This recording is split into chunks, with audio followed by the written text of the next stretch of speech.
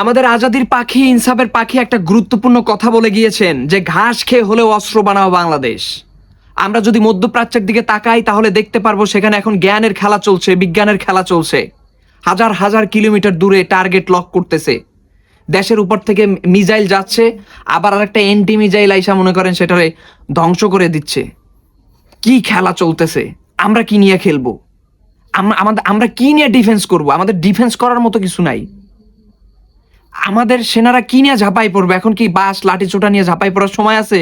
এখন কি লঙ্গি কাঁচা দিয়ে খেলার সময় আছে? এখন হচ্ছে আধুনিক অস্ত্র শস্ত্র, হাইপারসনিক মিসাইল, দূরপাল্লার ক্ষেপণাস্ত্র, এগুলোর দরকার আমাদের। আমরা প্রয়োজনে খুদ খাবো, ফ্যান খাবো, তারপর আমাদের অস্ত্র ভান্ডারে সমৃদ্ধশালী হোক, শক্তিশালী হোক। যারা এখন বর্তমানে ক্ষমতায় আছেন, বিএনপি, আপনারা এটা করেন, আমাদের অস্ত্র ভান্ডার শক্তিশালী করেন। আমরা ফ্যান খাবো, খুদ খাবো, মানুষকে বুঝাবো কোথায় আমাদের অর্থ ব্যয় হচ্ছে। আল্লাহ হাফেজ।